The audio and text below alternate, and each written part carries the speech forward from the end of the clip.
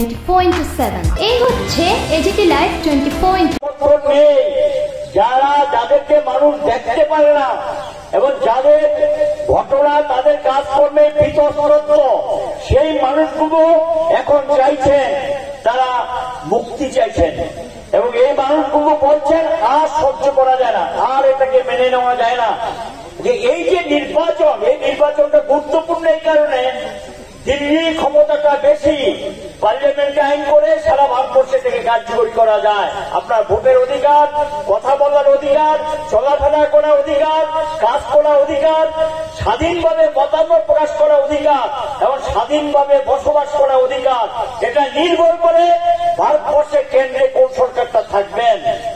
কেন্দ্রে যে এখন একটা স্বৈরাচারী সরকার, উন্নয়নের শত্রু এবং দেশটাকে লুটপাট করছেন এবং গোটা দেশের মধ্যে একটা অশান্তির বাতাবরণ তৈরি করেছেন, ধর্মের নামে খ্রিস্টান, হিন্দু, মুসলমানের বিভাজন।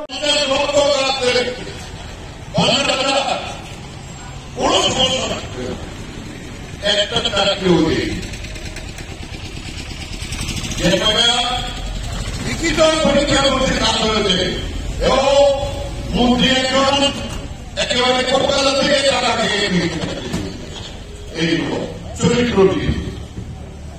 এই পরিস্থিতির মধ্যে আমরা সবচেয়ে বড় যে প্রশ্ন দাঁড়িয়েছে সেটি হচ্ছে ভারতবর্ষের সংবিধান লক্ষ্য করাতে কোন সমস্যা রাখতে একটা চাকরিও নেই। লিখিত পরীক্ষার মধ্যে কাজ হয়েছে এবং মন্ত্রী একজন একেবারে কলকাতা থেকে টাকা খেয়ে এইরকম চরিত্রটি। এই পরিস্থিতির মধ্যে আমরা সবচেয়ে বড় যে প্রশ্ন দাঁড়িয়েছে সেটি হচ্ছে ভারতবর্ষের সংবিধান থাকা কিনা। এই কণ্ঠস্বর ইসলামের কণ্ঠস্বর। যদি মোদীজিকে এটাই হবে শেষ নির্বাচন, একেবারে পঞ্চায়েত থেকে পার্লামেন্ট পর্যন্ত আর কোন নির্বাচন হবে না। মোদী যা করবে তাই হবে। এই পরিস্থিতির মধ্যে দাঁড়িয়ে আমরা বিজেপির বিরোধী প্রায় সবকটি রাজনৈতিক দল এখন এই সংখ্যাটা 30-এর উপরে দাঁড়িয়েছে। আমরা ঐক্যবদ্ধ হয়েছি, ইন্ডিয়া জোট তৈরি করেছে, কংগ্রেস, কমিউনিস্ট, সমাজতন্ত্রে সবাই তার সঙ্গে আমরা একত্রিত ভাবে আছি। এই জোট সারা পেরেছে। গত 7 দিনে পরিস্থিতির এইভাবে পরিবর্তন হচ্ছে যে নিশ্চিত হয়ে গেছে ইন্ডিয়া জোট ভারতবর্ষের পার্লামেন্টের ক্ষমতায় আসবে, এটা আর আটকাবার ক্ষমতা নেই। তাই নরেন্দ্র মোদী এবং তার সাক্ষের যারা তাদের বক্তৃতা একেবারে পাগলের প্রভাবের মতো হয়েছে। ত্রিপুরাতেও আমরা দেখি ভারতবর্ষে আজকে যে সংকট তৈরি হয়েছে, সংবিধান থাকবে কিনা, গণতন্ত্র থাকবে কিনা। আর ত্রিপুরাতে একেবারে একটি গুন্ডার রাজত্ব চলছে। মানুষের কোন কাজ নেই, মূল্য বৃদ্ধি। এই পরিস্থিতিতে আমরা গত নির্বাচনে, বিধানসভা নির্বাচনে আমরা যেভাবে কংগ্রেস, কমিউনিস্ট, অন্য সবাই মিলে আমরা একত্রিতভাবে গণতন্ত্র রক্ষা করার জন্য ত্রিপুরা লড়াই করেছিলাম, আজকে আবার গোটা দেশের এই রাজনৈতিক প্রেক্ষাপটে আমরা তৈরি হয়েছে দেশের বিজেপি বিরোধী প্রায় সবকটি রাজনৈতিক দল। এই সংখ্যাটা এখন প্রায় 30-এর কাছাকাছি হয়েছে। আমরা 28টি দল নিয়ে শুরু করেছিলাম। এই জায়গায় দাঁড়িয়ে এই যে ইন্ডিয়া মঞ্চ বা জোট তৈরি হয়েছে, এটা আজকে চ্যালেঞ্জ জানাচ্ছে বিজেপিকে এবং ক্রমে ক্রমে দেশের যে পরিস্থিতি তৈরি হয়েছে, যে সমর্থন আমাদের উত্তরপ্রদেশ, বিহার, রাজস্থান, মধ্যপ্রদেশ, গোটা দক্ষিণ ভারত তৈরি হয়েছে, তাতে আমরা ইন্ডিয়া জোট জয়ী হবে এই চেতনাই গোটা দেশ থেকে উঠে এসেছে। আর এই জায়গায় ত্রিপুরায় আমরা এই 8টি দল একসাথে এখানে আমরা লড়াই অবতরণী হয়েছে। পশ্চিম আসনে আমাদের ইন্ডিয়া জোটের প্রার্থী কংগ্রেসের বরিষ্ঠ নেতা এবং রাজ্য কংগ্রেসের সভাপতি আপনারা জানেন সকলে আশিস কুমার সাহা এখানে প্রার্থী হয়েছেন। পূর্ব আসনে সিপিআইএম এর এই ইন্ডিয়া জোটের পক্ষে রাজেন্দ্র রিয়াং প্রার্থী হয়েছেন। সেখানে কাজটা আলোচিত হয়। আমরা সবাই মিলে আবেদন করছি মানুষকে ভোট দেওয়ার জন্য। আর এখানে আমরা হাত চিহ্নে আশিস সাহাকে ভোটে নির্বাচিত করার জন্য সমস্ত মানুষের কাছে ভয় ভীতি সন্ত্রাস যাই থাকুক না কেন ভোটের দিন ভোট কেন্দ্র আসুন। নির্বাচন কমিশন আমাদের প্রতিশ্রুতি দিয়েছে, দায়িত্ব নিয়েছেন প্রতিটি মানুষ যাতে তাদের ভোটাধিকার প্রয়োগ করতে পারে তার ব্যবস্থা তারা করবেন। আমরা ইতিমধ্যে দেখছি একটা পরিস্থিতি পরিবেশ তৈরি করার চেষ্টা তারা করছেন। তাই আশিস কুমার সাহাকে ভোট দিয়ে এই ভারতের গণতন্ত্র এবং সংবিধানকে রক্ষা করার জন্য আপনারাও আপনার মূল্যবান ভোট প্রয়োগ করুন। এই আবেদন রেখে আমি এবার কথা বলা শেষ করছি এবং অল্প সময়ের জন্য আমি আমাদের প্রার্থী আশিস কুমার সাহাকে অঞ্চলের শ্রদ্ধেয় নির্বাচক মন্ডলী, ব্যবসায়ী বন্ধুরা, পথচলতি গণদেবতারা, ইন্ডিয়া জোটের উপস্থিত নেতৃবৃন্দ, সবাইকে শ্রদ্ধা প্রীতি ভালোবাসা জ্ঞাপন করছি। আজ এই অঞ্চলে যারা গণদেবতারা তাদের কাছে ইন্ডিয়া জোটের পক্ষ থেকে আগামী লোকসভার পশ্চিম আসনের নির্বাচনে জোটের পক্ষে হাত চিহ্নে ভোট দিয়ে ভারতীয় জাতীয় কংগ্রেসের মনোনীত প্রার্থী আমি আশিস কুমার সাহা আপনাদের আশীর্বাদ পেতে, আপনাদের সমর্থন পেতে আমি বিনম্র অনুরোধ রাখছি।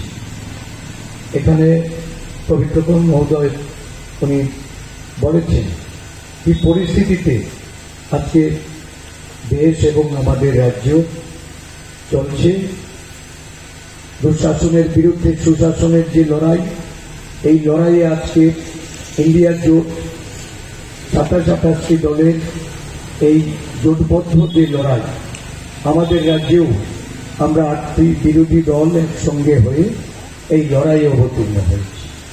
এই লড়াইয়ের মাধ্যমে ভারতবর্ষের গণতন্ত্রকে আমরা শক্তিশালী করতে চাইছি। অগণতান্ত্রিক ব্যবস্থার বিরুদ্ধে আমাদের এই লড়াই গণতন্ত্র পুনরুদ্ধারে, আমাদের লড়াই যারা সংবিধান অমান্যতা করে এটা বিলুপ্ত করার প্রচেষ্টা নিয়েছে এই ষড়যন্ত্রের বিরুদ্ধে, সংবিধানকে মান্যতা দিতে, সংবিধান রক্ষা করতে এই লড়াইয়ে আমরা অবতীর্ণ হয়েছি। জনগণের লড়াইকে আমরা ইন্ডিয়া জোটের পক্ষ থেকে এই সারা দেশব্যাপী এবং আমাদের রাজ্যে এই লড়াইকে মানুষের স্বার্থের কথা ভেবে, মানুষের প্রত্যাশার কথা যা গত 10 বছরে পূরণ হয়নি, ডবল ইঞ্জিনে এই রাজ্যে যেটা প্রতিশ্রুতি দিয়েও রক্ষা করেনি, এই ধরনের একটা ঠক প্রতারক এবং যারা এই রাজ্যে সন্ত্রাসকে হাতিয়ার করে ক্ষমতায় টিকে থাকতে চাইছে তাদের বিরুদ্ধে যে লড়াই, এই লড়াইয়ে জনগণকে সামিল হওয়ার আহ্বান রেখে আপনাদের মূল্যবান ভোট প্রতিবাদের ভোট হিসাবে 19 এপ্রিল এই পশ্চিম ত্রিপুরা লোকসভা আসনে হাত চিহ্নে প্রদান করার আমি আহ্বান রেখে কথা বলি। অঞ্চলের শ্রদ্ধেয় নির্বাচক মন্ডলী, ব্যবসায়ী বন্ধুরা, পথচলতি গণদেবতারা, ইন্ডিয়া জোটের উপস্থিত নেতৃবৃন্দ, সবাইকে শ্রদ্ধা প্রীতি ভালোবাসা জ্ঞাপন করছি। আজ এই অঞ্চলে যারা গণদেবতারা তাদের কাছে ইন্ডিয়া জোটের পক্ষ থেকে আগামী লোকসভার পশ্চিম আসনের নির্বাচনে জোটের পক্ষে হাত চিহ্নে ভোট দিয়ে ভারতীয় জাতীয় কংগ্রেসের মনোনীত প্রার্থী আমি আশিস কুমার সাহা আপনাদের আশীর্বাদ পেতে, আপনাদের সমর্থন পেতে আমি বিনম্র অনুরোধ রাখছি।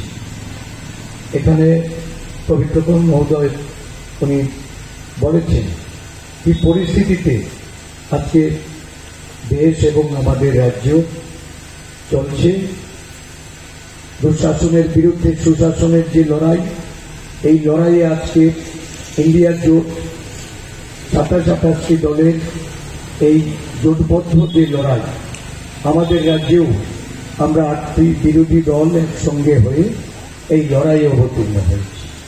এই লড়াইয়ের মাধ্যমে ভারতবর্ষের গণতন্ত্রকে আমরা শক্তিশালী করতে চাইছি। অগণতান্ত্রিক ব্যবস্থার বিরুদ্ধে আমাদের এই লড়াই গণতন্ত্র পুনরুদ্ধারে, আমাদের লড়াই যারা সংবিধান অমান্যতা করে এটা বিলুপ্ত করার প্রচেষ্টা নিয়েছে এই ষড়যন্ত্রের বিরুদ্ধে, সংবিধানকে মান্যতা দিতে, সংবিধান রক্ষা করতে এই লড়াইয়ে আমরা অবতীর্ণ হয়েছি।